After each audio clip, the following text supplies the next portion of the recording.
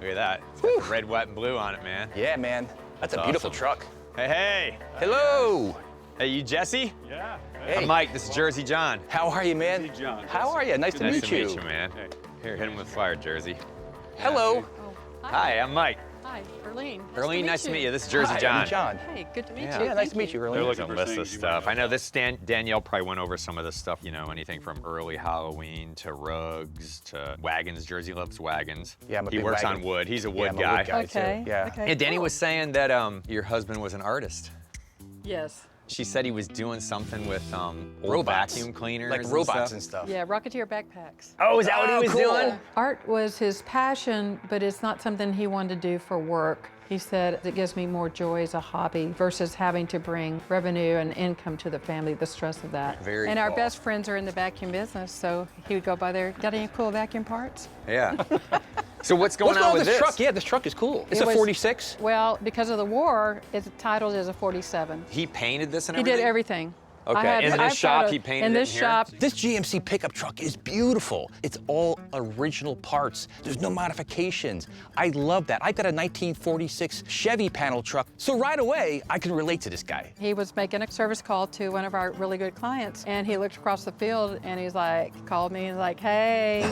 And I said, you know what you're doing, buddy, do it. So would he usually call you on any No, purchase? it didn't bother me, because I loved what he loved. Yeah. He always had a project going on in the garage. Sometimes it was really hard to get him to come in for dinner. He was always doing something that needed to be repaired, worked on, that he could bring back to life. So we have the truck, but there's other bikes in here that he kind of started with. If you want to come take Yeah, a look. Danielle said he was like a major bike collector, and I asked her what time period, and she's like, that's up to you guys, Yeah. I don't know. This garage is like bicycle mania. There is stuff all over the place. There's bicycles hanging from the ceiling, from the rafters, from the walls. This is great. What's really cool is the history on these things. Yeah, the All of Corvettes. the lights, the Delta, the Rocket Yep. Ray. Look at you. I love that you just said Rocket Ray. Yeah. There's a selection of bikes here from a lot of different eras of bicycling. This is kind of like all the motorbike era, what they called, and then they got into balloon tires. But what I'm not seeing yet is a lot of turn-of-the-century bikes. That's the stuff I really love because it has a connection with early motorcycles. This is what they call a B10E. This was actually Schwinn's first balloon tire bike. It was a big transition because they were coming from a metal-clad wood rim or Right. metal Yeah, rim yeah. with a pneumatic tire that was a tube and a tire in one. And then they went to this balloon tire, and it was a big game changer. The exciting thing about the Schwinn B10E is that it was Ignaeus Schwinn's first balloon tire bicycle. It was a smaller wheel, but a fatter tire. This is 1933, 1934. They were trying to emulate the motorcycles at that Yeah, time. yeah. And then this has a toolbox tank on it where the tank actually opens up. That's you know? amazing. And if you look across here, there's another one that's got a toolbox tank and another one that's got a toolbox tank. There's a Deluxe, and then this one's a Hawthorne. What's interesting about the Deluxe is it's got the Western Union badge on the front of it. So that's a crossover, and that's got a larger tank on it. The tank on the bike wasn't just a dead space. There was a door in the side. You could carry a comic book, you can carry your baseball cards, you could carry tools. That's what's so cool about these bikes. Was this a bike that he restored? Yes, I believe so. Okay. He cared to have someone do the saddle correctly. Correct. It's got a different rim on it. This is not the correct pedal. Paint job on this bike is Okay. nowhere near what it would have been originally. Okay. It's not a correct museum- restoration. not museum That's not piece, museum yeah. quality. Yeah. That's why I think he was restoring He wanted to stuff. ride it. He wanted to ride it. He wanted to get it done. He wanted it to be presentable. The B10E, it's an interesting bike and it's a historical bike, but again, he built it and restored it as a rider. So I would do 7 on this one, 7 on that one, 350 on this one.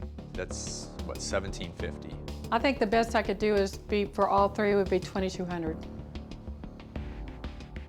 That one at 350, It's kind of low. not really. The Hawthorne Flyer has the wrong wheels on it, so that's the wrong rim, the wrong hubs. It's got the wrong pedals on it. The bike has been repainted, and it's more of an amateur paint job. He was building these bikes to ride them, and the only way to enjoy them sometimes is just to change the wheel set out. How about 1,800? What do you think, Jersey? I think you should go No, for it. that's MSRP. That's MSRP. Thank you, Michael. Thank you. My dad had another bike that he always would talk about. It's the Elgin Bluebird. Yeah. Oh my gosh. A lot of bicycle collectors consider the Elgin Bluebird the most streamlined, airflow, beautiful bicycle ever made. Well, I'm trying to figure out what he was doing here. Oh my gosh. This is an Elgin Robin frame. He was gonna use this down tube, then he was gonna use that bottom bracket shell. See, because there's nothing here. Yep. And then the frame is broken right here. This is like one of the most expensive, airflow, rare balloon tire bicycles there is. This was made during the Depression from 1935 to 1937. This bike would have been $45 back then. Someone's salary for like 3 weeks. Wow. I mean, it's one of the most coveted bicycles they made. He very much indicated that. This is crazy. If there was like a Mount Rushmore of antique bicycles, the Elgin Bluebird would be right in the center. So here I'm looking at one that's been broken half, and it's just laying outside of the garage. So let's grab this. The first Elgin Bluebird was made in 1935 from the brilliant mind of Juan Radolphus Morganski, AKA John Morgan. Oh my gosh, look at this. This is part of that whole design revolution in the 1930s of who was gonna build the coolest, most bad to the bone, airflow streamlined bicycle. So look at the way they made this. This is basically like a fuselage, okay? This tank isn't clamped onto or into the frame. It's actually part of the frame. But this is interesting to me because this is cut off here, see?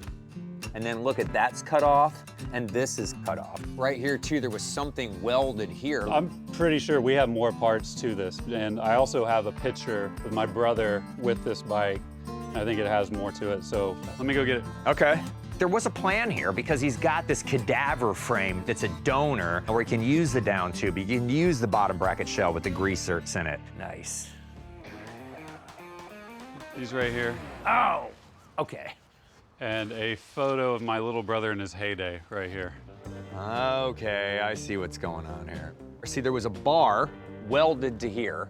They cut the seat tube out to put this engine in it.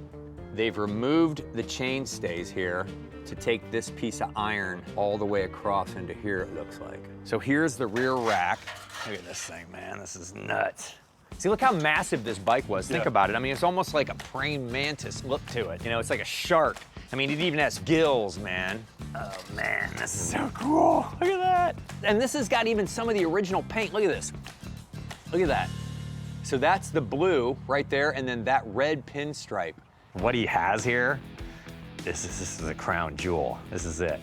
I mean, don't get any better than this. It's like industrial art. Seriously. Can I make you an offer on it?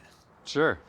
Depending on the level of restoration, $9,000 to probably $12,000 is where people usually sit on these things when they're complete. That's how rare this bicycle is. 3,000 bucks. I mean, it just needs so much work. Right.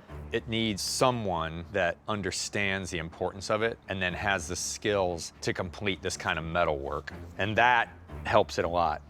So you want that with it as well? Yeah, absolutely. Think you could do 4,500?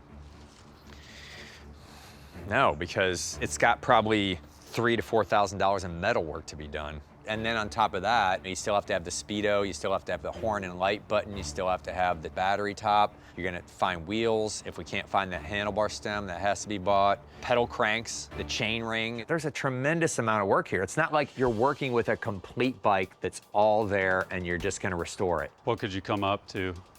I mean, I feel like I'm being pretty legit with you guys in regards to an offer on it, you know.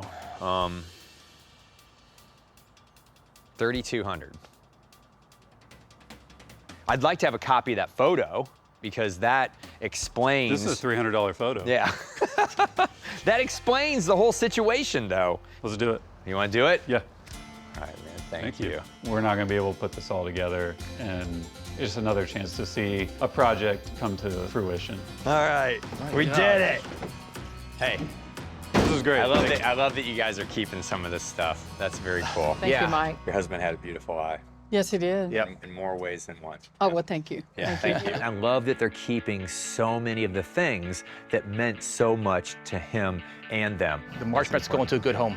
Hey, Yeah, God thank bless. you. Yes. Thank you, too. I'll see you in Iowa. I want to see the Bluebird. And I love that it's important to them to find homes for these projects and finish them the way Jesse would want them to be. Hey, come see us. All right, we will. Thank you. See ya.